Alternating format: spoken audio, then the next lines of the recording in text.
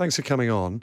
Let me Thank ask you you. about the tennis first. Emma Raducanu's spectacular, incredible victory last night.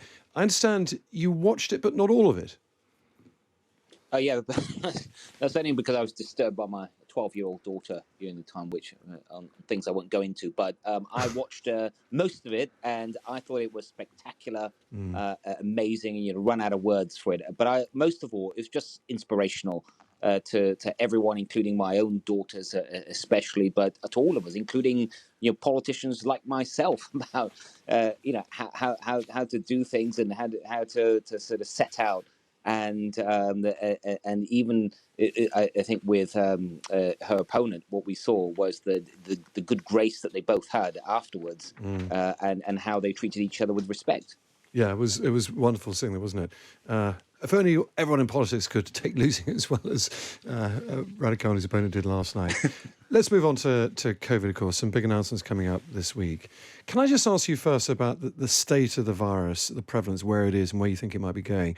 1,000 people a day now being admitted to hospital. That's a very big number. 8,000 in total in hospital. We've got winter flu coming as well. Do you expect transmission and cases to go up further now that schools have come back, as perhaps we saw in Scotland over the last few weeks? And if so, how much by?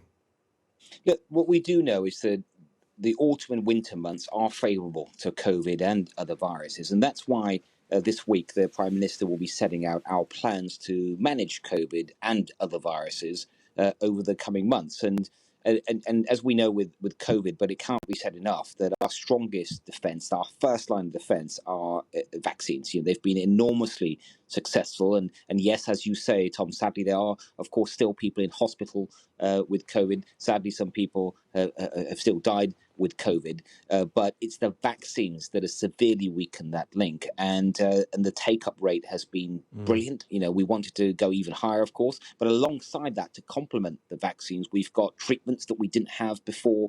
We've got this testing infrastructure system that identifies so many positive cases and helps us to control the virus, and we've got a surveillance system that helps protect us against new variants. So, taken together, we've got some strong defenses, but of course, we still need to remain cautious. That's all good here. Let's get into that programme in a bit more detail. But can I just push you a bit? You would have seen some internal estimates on how much cases are going to go up by with the return to schools, with people going indoors. What sort of level of cases do you think we might be looking at in a month's time? It's really hard to put a level on it. We do think that, given that now, as we are ending the summer, and we see that obviously kids are coming back to school, more people are flowing back into work after the holidays, and just the change in weather itself. I think we're already seeing a rise in infections. And if you look at Scotland, where schools went back earlier than in other parts of the UK, we saw how their infections went down. But now, thankfully, they're starting to, so how they went up after schools, but how they're starting to come back down again now that school's been open for a while. So it's hard for anyone to put a number on it. But with the defences we've got, so for example, with schools requiring all children to test, whether at home or in the school itself, these are the kind of defences that are going to make a big difference. There are a lot of tools in your arsenal, I completely understand, but at what level do cases have to get to before you have to start thinking about perhaps reimposing some restrictions? We're fairly restrictions-free at the moment, aren't we? Not new lockdowns. I think the government's very clear that will be a last resort. You won't rule it out. But how many infections do you have to get to before you start thinking about mandatory mask wearing again, or perhaps the return of some social distancing? Well, Tom, the reason we've been deliberately but slowly removing restrictions with all the different steps that we've had, you've taken this cautious approach precisely because we want to go in one direction, which is to keep removing restrictions. And so I'm not contemplating, going backwards. Of course, nothing can be ruled out. Ultimately, we don't know, for example, one day will there be a new variant, perhaps a vaccine escape variant? No one can rule those kind of things out. But we want to be moving in one direction. But some things that we will be doing that will help bolster those defenses are, for example, the booster program. Where I've already received interim advice from the JCVI, our committee of experts, and they've said that we should have one, and we will. Now I'm just waiting for that final advice that will tell us exactly what vaccines to use and for each person, and what kind of other measures we can take. For example, can we co-administer them with the flu vaccine? So I'm just waiting for that final advice, but I remain confident that we can start late this month. But that booster program is a good example of how we can keep moving ahead and building our defences, but not go backwards with measures that we now got rid of. Okay, so you're saying you won't rule them out, but you're saying restrictions of any shape or form are very unlikely then before Christmas. Look, as I say, that we want to keep moving in one direction, but no health secretary, I think, in a world when there's still a global pandemic going on, is going to say, we will never do X, Y, or Z. I think we just have to keep moving in one direction, but have good reason to think we can do that, and we do with our vaccine program, our treatments, our testing infrastructure, our surveillance program, our border controls. These are the kind of things that are protecting us right now. Mr. Javid, can I put it to you? There is one health section in the world who said we will never go back, and it was you. In the first week of your job, in fact, in June, you say at the time, and I quote, the roadmap and the retreat from COVID restrictions is irreversible. There's no going back. Do you take that back? No, I want to make sure we keep moving in one direction. When we made that decision around the roadmap, there were many people that you even interviewed. Some of them said that they used words like reckless and said it wasn't based on the evidence. And of course, and I think we've been proven right with the decisions we've made. But these decisions are never sort of straightforward in that we've got to listen to the latest evidence. We've got to look at what's happening in the rest of the world. But I think so far, the last few months, the changes that we've been making have been the right decisions. But let's remain cautious. Okay, slightly different tone of language perhaps to there's no going back. But let's move on to the COVID winter plan. Vaccine passports. Now, the Prime Minister announced them, certainly for nightclubs and perhaps other mass events in June. No less than 4 days ago, the Vaccine Minister, Nadhim Zahawi, who works for you, told the House of Commons that they were indeed going ahead. This morning, we learned that you are scrapping vaccine passports. They will not be happening at the end of this month after all as a condition of entry to places like nightclubs. Why the wobble? It's not a wobble. We said we were going to look at this and look at it carefully, and we set out what those plans were in the sectors that we were looking at. But I think everyone agrees if you went ahead with something like vaccine passports, they are a huge intrusion into people's lives. So you've got to be really, really certain that's what you want to do. We have looked at it, and whilst we keep it in reserve, I'm pleased to say that we're going ahead. So what changed your mind? I mean, you've been adamant about this right up until 4 days ago. Suddenly, you've decided it's a terrible intrusion. No, there's a variety of factors we need to look at, and top of the list, I think, will be the rate of vaccination, and looking generally at how many people in different age groups are getting vaccinated. And what we have seen, unlike some other countries that have at the time they introduced vaccine passports, we've seen a steady increase in our rate of uptake. So when we've introduced new cohorts, so for example, just last month, I said that we were going to offer universally vaccines to 16 and 17-year-olds. Now we're at almost 55% in just a few weeks of that cohort. Nationally, we've got over 80% of people that have been double jabbed, some 90% that have had at least one jab. Yes, there's definitely more people we want to come forward if they haven't had their vaccine yet, and I absolutely urge them to do so. But where people have talked about certification as a tool to increase vaccination, I'm not certain that we need to do that. So I think right here and now, we don't need to go ahead with this. But as I say, we should keep it in reserve. Okay, I mean, I'm only pressing on this because actually vaccine passports proved quite popular amongst the British public. They're really quite in favourite, perhaps a little more favourite than some of your Tory MPs. So let me just ask you this final question on vaccine passports. If you did want to introduce them and you say you change your mind, would you have the numbers to get it through the House of Commons? No, I'm not. I think what we have seen throughout this pandemic is that the measures that have had to be introduced that have been necessary but unusual, let's say, some of those measures that are in the current Coronavirus Act, which you may know some of those later this week will be taking away, that at every time we've gone to Parliament and we've made the case to Parliament with the evidence, as you always should have that evidence, we've been fortunate enough that Parliament has supported us. So, I think what matters in Parliament is that if the government is going to propose anything, that is going to infringe on people's freedoms, especially, that it better have a really, really good case. And unless you've got that case, then you should be proposing it. And that's why on vaccine passports, we don't think it is necessary at this point. We'll keep it in reserve, but we're not going to go ahead.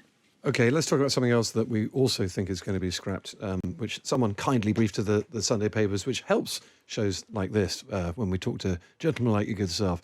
Travel restrictions. The amber system, we think that's going to go to decomplicate it, if you like, and we'll just have red and green areas. And also PCR tests, pre-flight PCR test before you go on holiday, and also the day 2 test is called the return test. That too is going. Can you confirm those two are off?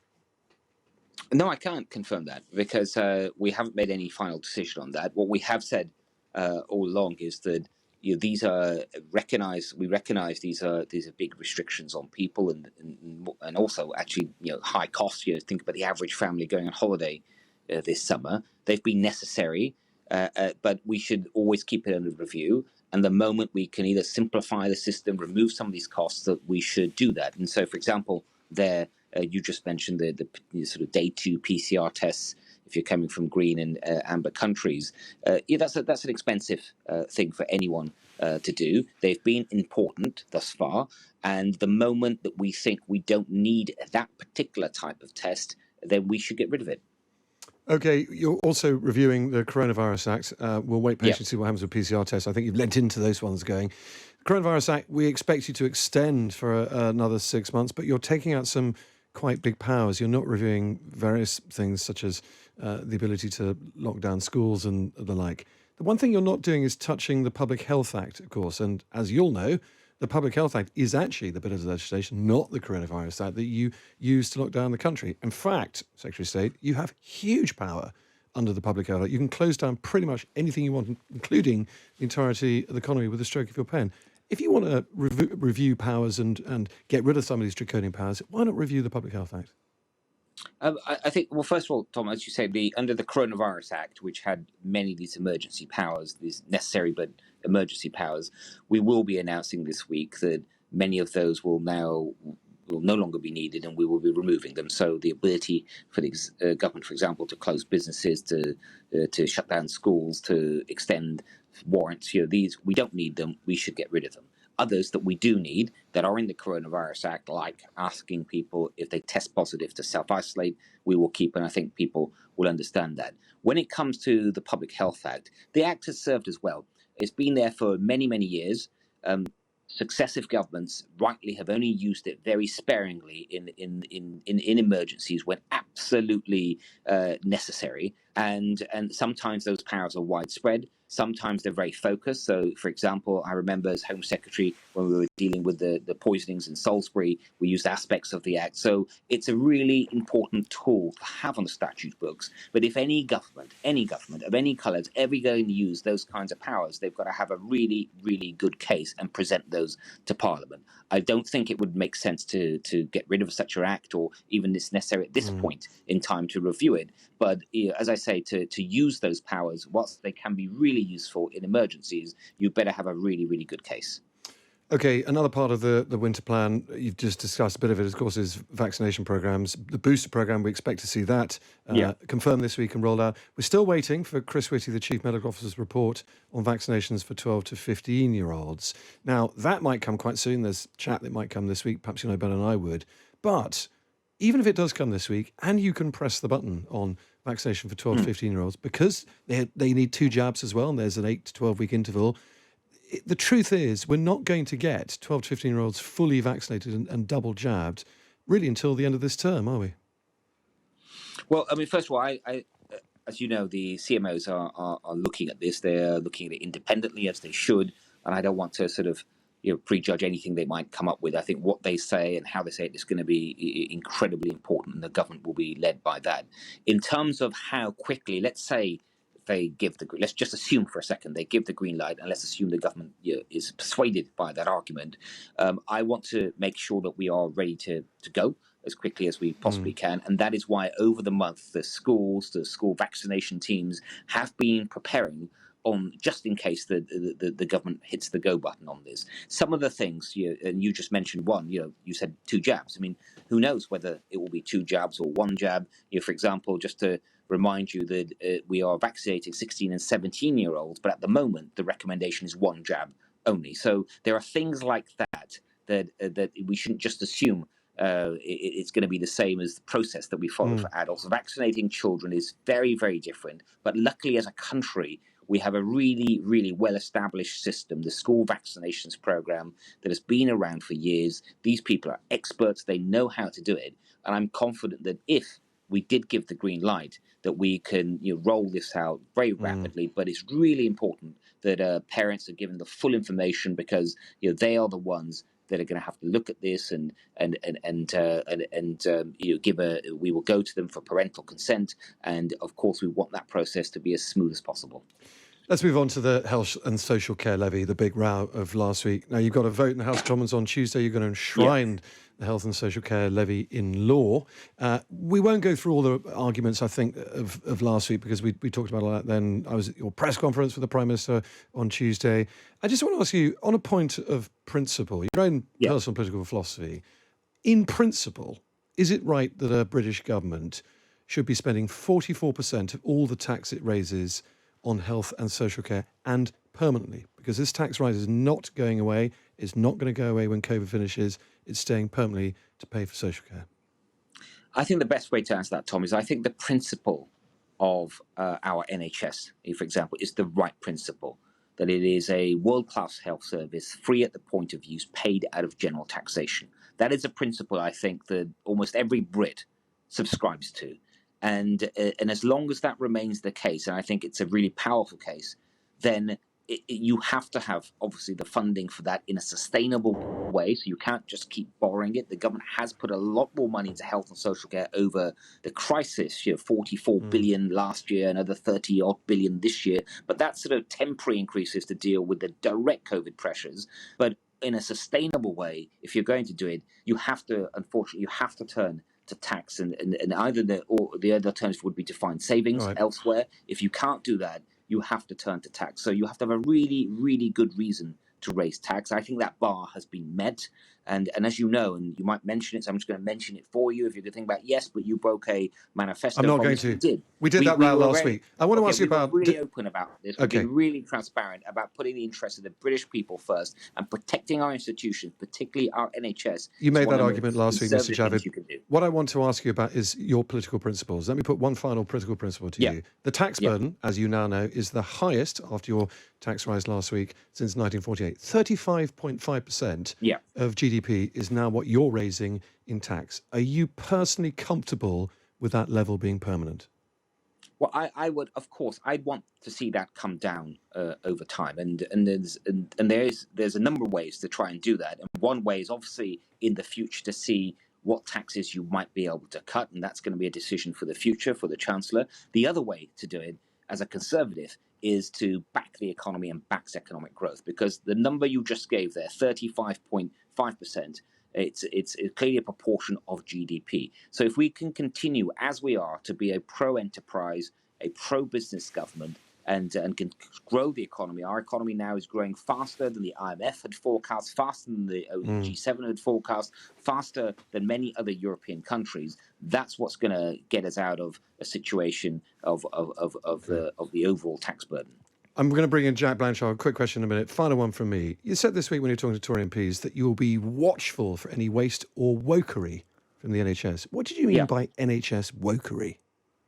Well, what I mean is that, look, the NHS is a big, complex organisation. It does absolutely amazing, fabulous work day in, day out. But that's not to say that everything that anyone does associated with the NHS is the right thing. And what I meant by wokery is that there was I think it was just last week, I noticed that there was a blog, one of the sort of affiliated to the NHS, where someone was talking about white supremacy of some type or something, when just things like that. There's no place for that kind of talk, I think, in the NHS. I just want people, especially the clinicians, just to be absolutely focused of what they do brilliantly, which is looking after people and giving them the operations, the scans, and the diagnostics they need. So I'm just going to be on the lookout a lot more, let's say, for stuff that happens in the NHS that actually should never have been there in the first place. Okay, hi, Secretary Javid. This is Jack Blanchard co-presenting Jack. today. Hi, I wanted to ask you about something completely different, but something I know you feel very passionate about, which is house building in this country. You, of course, were formerly Community Secretary under Theresa May's government and put forward a white paper setting out how we were going to solve what you called a housing crisis. Presumably you'd be very upset if you saw your own government now abandoning big elements of what they call a radical and necessary overhaul of planning laws. That's not going to happen, is it?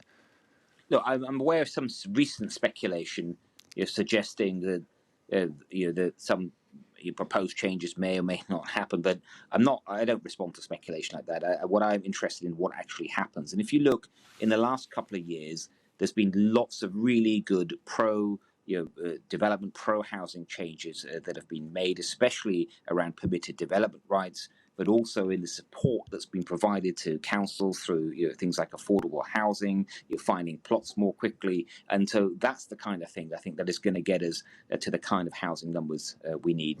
We need to be building around 300,000 homes a year, and there's a lot of things in progress that will help us get there. Right. So no need for a big planning overhaul then. Well, you need to constantly review what further planning changes you might make sense, and that's what the government's been doing. And I mean, whilst I'm not close to the detail of every single change that's been proposed, I think the general direction has been the right one. Okay, Sajid Javid, thanks so much. You've been very generous with your time. Very good to talk to you, the Health Secretary, Sajid Javid.